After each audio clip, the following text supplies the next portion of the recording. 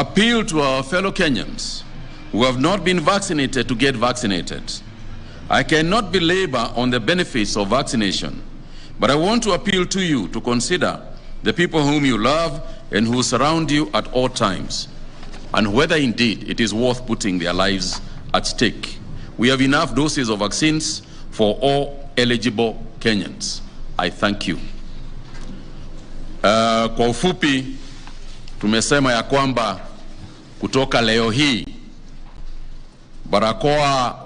kuvaa barakoa, amri ya kuvaa barakoa nje wakati watu wanatembea kwa mitaani ama wakati wako nje si lazima.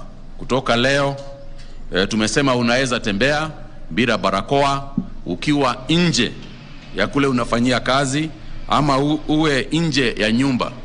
Tumesema ya kwamba Interfaith Council ama ile chama tuliunda ya kushughulika na mambo ya makanisa na mosques, tumewauliza pia washughulike na mambo ya kutoa masharti ambayo itatumika katika makanisa, lakini tumesema kutoka leo hii watu wanaweza kurudi makanisani na mosques vile walikuwa hapo mbeleni, ijapokuwa ni lazima pia tuendelee na kufanya chanjo. Kwa hivyo wale ambao wamechanjwa ndio wanaweza kuendelea bila shida zozote. Vile vile tumesema ya kwamba wageni wetu wale wanatoka nchi za Ulaya na kwingineko, watu ambaye wamechanjwa kutoka leo si lazima wawe wamefanywa test ya PCR ama test zingine zozote, wako huru kutembea, ijapokuwa ya kwamba wakati wanatembea vile vile ni lazima washughulike na kuelewa masharti ambayo imetolewa na nchi hizo zingine. Wale ambao wanatoka nchi zetu za Kenya kutembea Ulaya ni lazima washughulike, wajue nchi zile wanaenda ile masharti pia iko huko katika hizo nchi zingine. Lakini kwa sisi wa Kenya tunawasihi watu wachanjwe, ndio hii practice ile sasa tumeanza ya kutoa kila siku tunatoa sharti moja alafu ingine kesho, itawezekana watu wakiwa wanaendelea kuchanjwa. Kwa hivyo sisi tunafurahia ile kazi inaendelea kufanywa na wafanyikazi wa Wizara ya Afya na wale wengine ambao wanatusaidia sana sana gao hata mahospitali na kwingineko. Tumesema ya kwamba ukiwa pengine unatembea kama iko pahali kama ni hospitali ni lazima pia utumie barakoa, lakini ukiwa nje si lazima uvae barakoa. Lakini sio kusema ati ukivaa barakoa ni shida.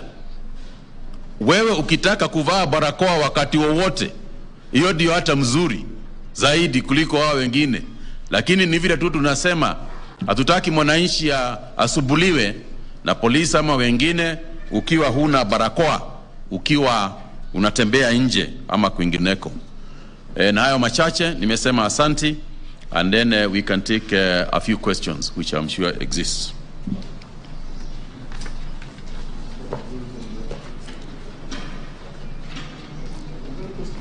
Any questions? Yes, there is a question over there.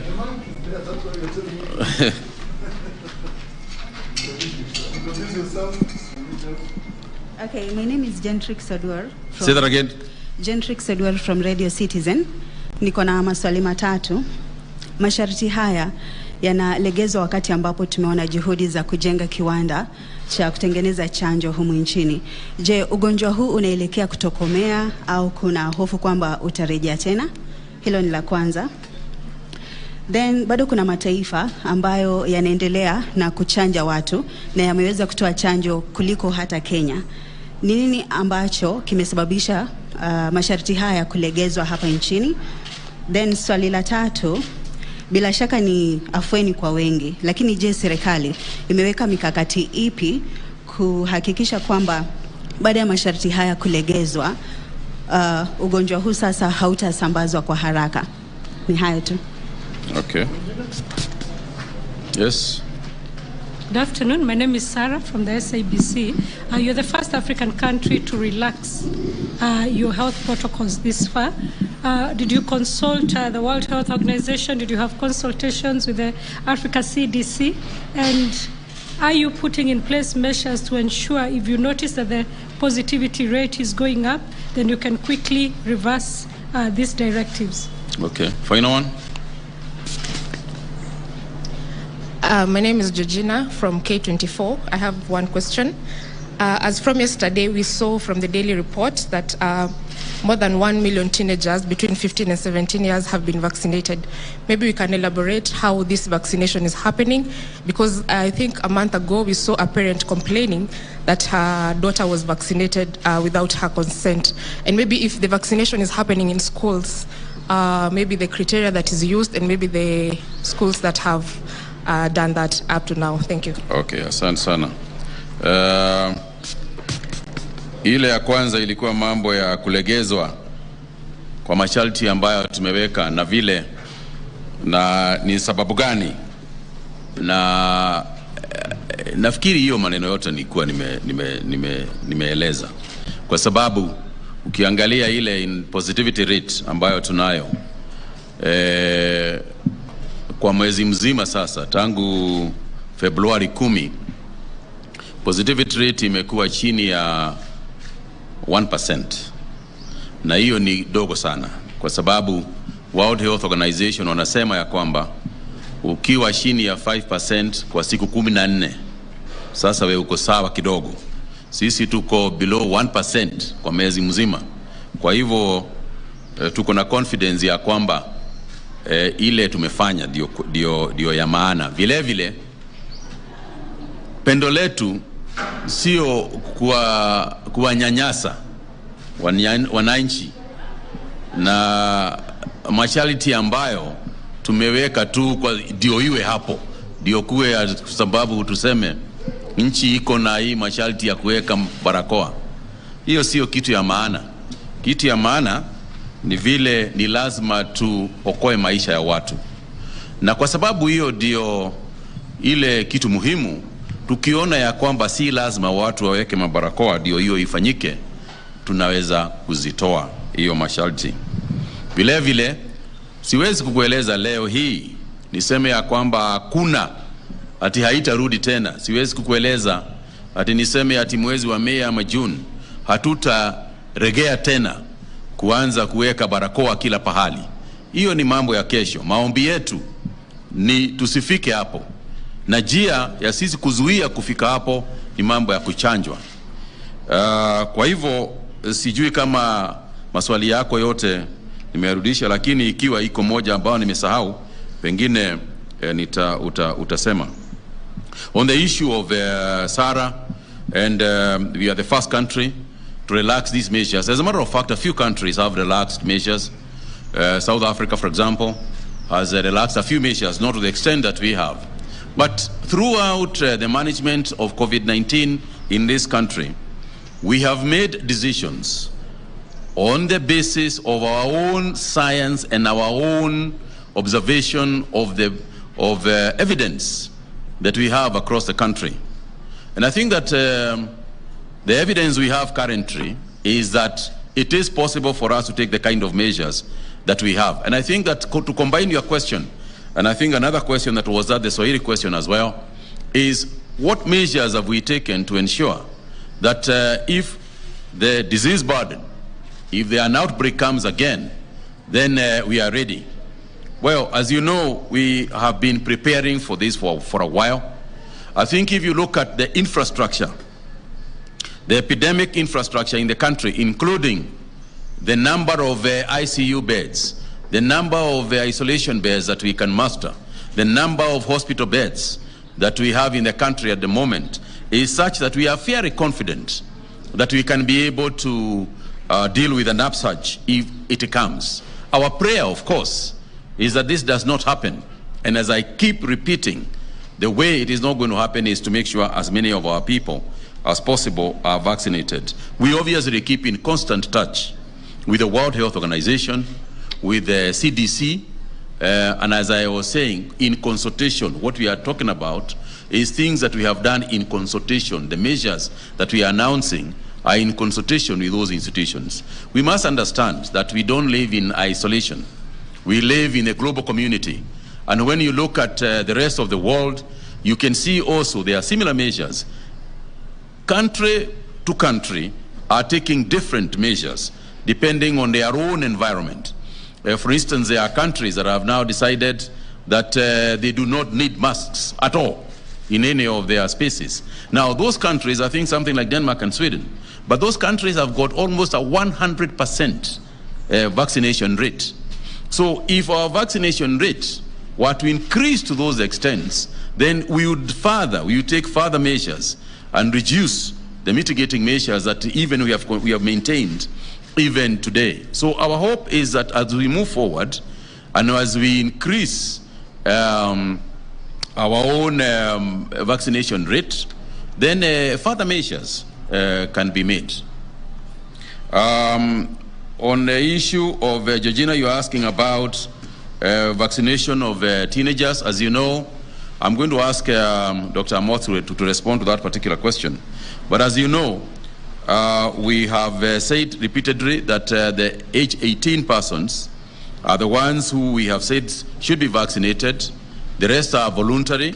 The Pfizer vaccine has been certified for use even to amongst younger people. And there are countries that are vaccinating people as even 5 years old. So it's not abnormal to do so. However, I would take exception if indeed a 5-year-old has been vaccinated without the mother or the father's permission to do so. My only question would be, where was the mother when it was being done?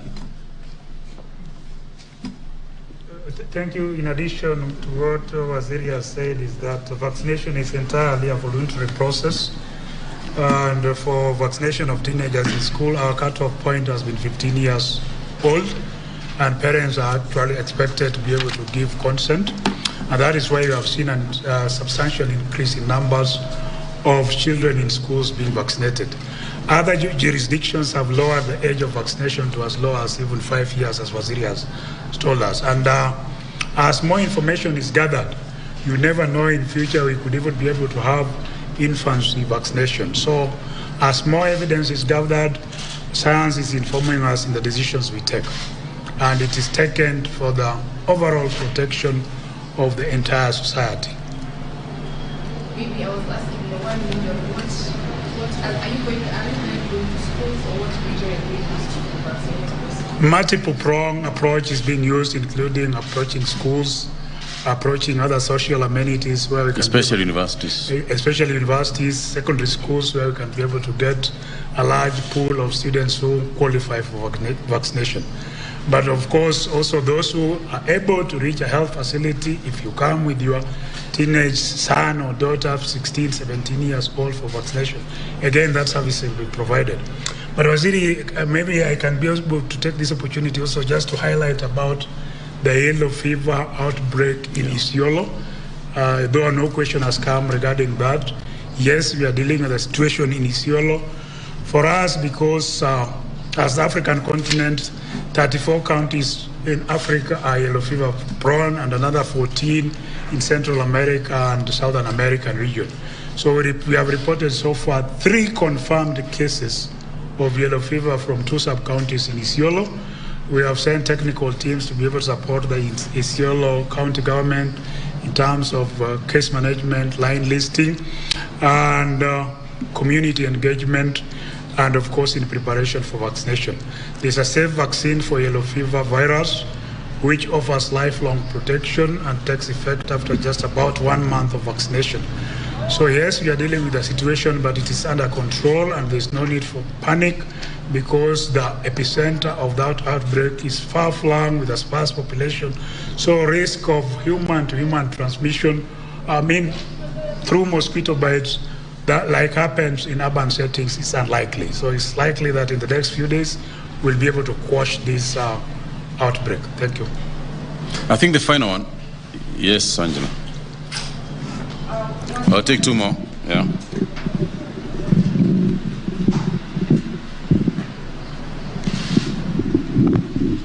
My name is Angela Okech. Now, as a country, we are basing our hope on vaccination because we've looked at several measures that we had put in place initially. But then, are you not afraid that lifting the mask issue is going to affect our vaccination uptake? And then considering that now we are putting more emphasis on vaccination, what's our stock? What's our current stock? Stocks. Yes, stocks that we have. And what is it that you're going to do to increase the vaccination uptake? Okay. Yes, Sarah, another one. Final one. So 2 years is a long time to fight any disease. I mean, we've been fighting HIV longer, but what lessons have you learned as a country in those 2 years, and which of those lessons are we going to keep for the health sector? Okay, mine is to seek clarification. You have said, I'm Elizabeth Atieno from TV. Yes, Elizabeth. You have said no masks in public places, but people should wear face masks in public transport. If you could clarify on that, kindly. Correct. First things, let's talk about the vaccination. And first, Angela, is to say that, you cannot keep people wearing masks because you want them to be vaccinated. You keep them wearing masks because you get sick if you don't wear a mask. So vaccination is voluntary, and people must be vaccinated on voluntary basis. We have said that it is a way to save families and a way to protect your own loved ones. However, we cannot vaccinate people by force. What we have said, and we will continue, and by the way, we have more than enough vaccines in our stores. In fact, our challenge at the moment is that we must increase the uptake so that we do not have vaccines expiring in our stores. And the only way to do so is what we have been doing. And I want to take this special opportunity to really thank the media. I want to thank the media in a very personal way, because in spite of the apathy that we observe in some places, the media continues to be in the forefront of risk communication and urging our people to be vaccinated. The radios, the FM radios, the print media, TV, we appreciate what you have been trying to do because we work together in this space.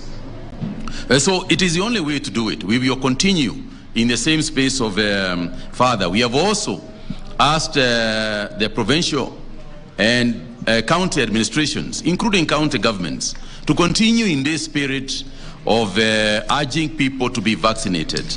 And there is only so much that you can do, short of marshalling people into centers to vaccinate them. I think Kenyans are educated enough, Kenyans are smart enough to appreciate that this is for their own good, and being vaccinated is a personal responsibility.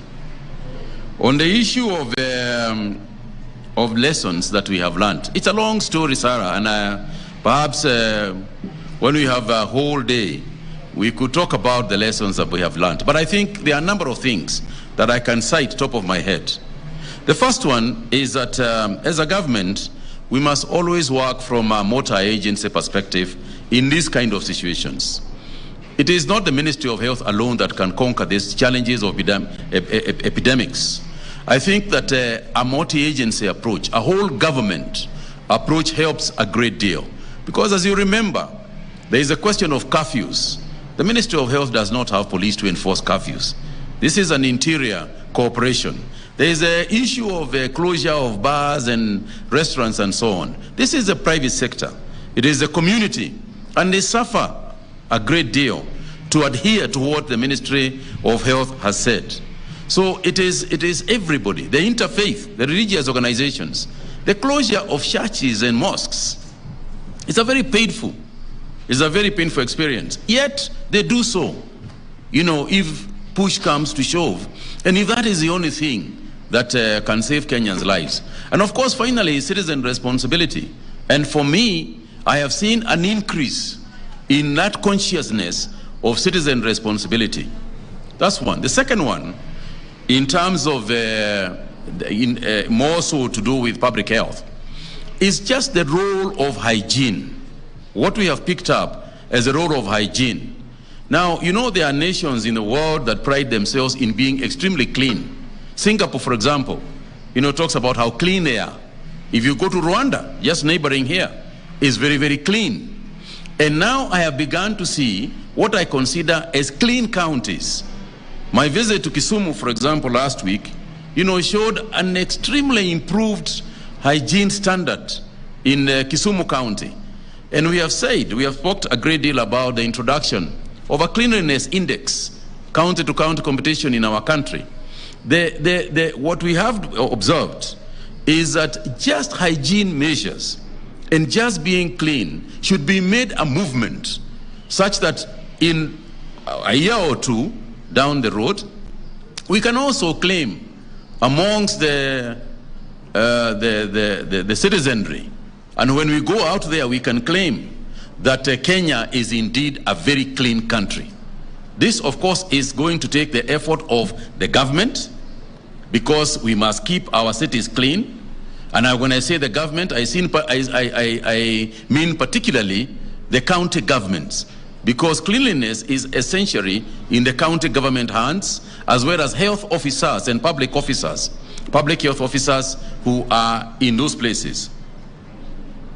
And what we are going to do from the lessons that we have learned, we are going to emphasize a little bit more on measures that perhaps had been relaxed in the past. For example, if you are going to have a meat-eating joint or a restaurant and a place where people are coming to eat, the standards that must be kept in those places must be high. And I mean even the sanitation areas.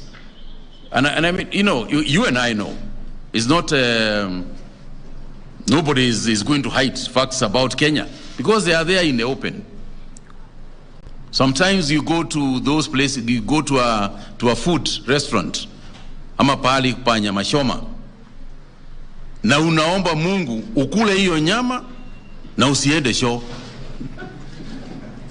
Kwa sababu ukienda show, pahali wewe unakula hiyo nyama, ukienda show ile inatumika hapo, story itakuwa ingine.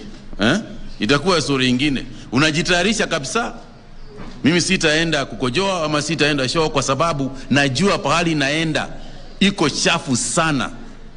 We cannot continue like that. Hiyo haiwezekani sasa. Kwenda mbele, kama wewe una pahali pako ambao unashomea watu nyama, ni lazima show inakuwa ni safi. Na ni lazima uwe na pahali pa kunawa mikono na njia inayofaa. We must respect the people who are eating in your joint as human beings. We must respect you must respect your customers. Ndio unakuwa na usafi ile inafaa yule mtu anakula kwako. You know, so these are some of the measures that we have to emphasize on and make it stiff.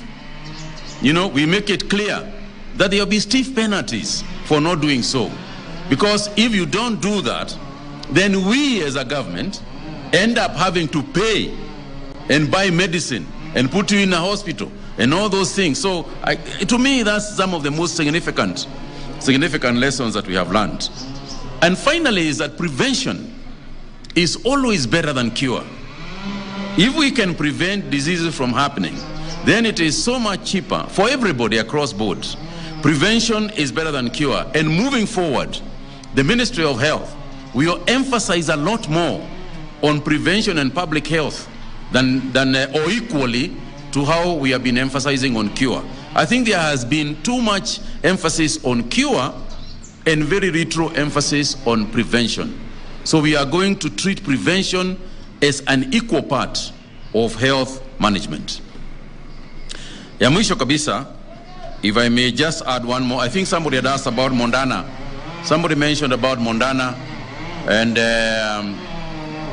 the production of vaccines in our country. In fact, if I remember correctly, you said something about the fact that Mondana, because of Mondana and the virus, looks like is slowing down. Now remember, vaccines are not just made for one epidemic.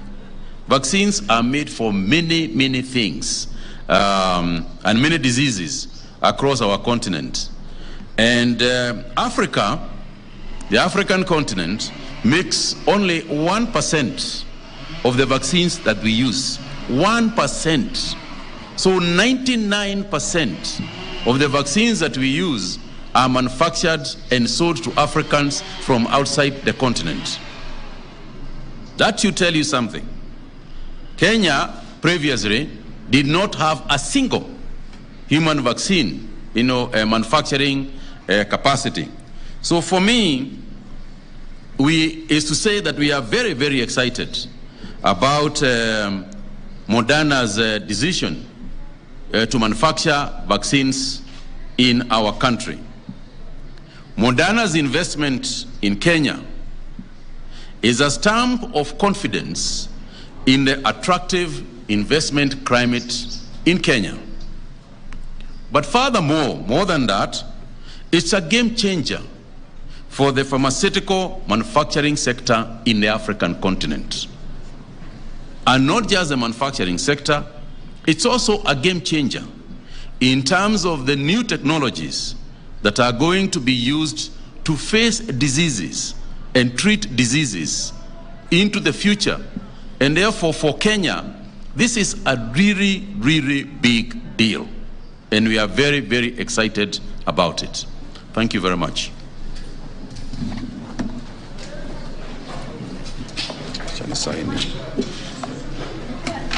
Sorry,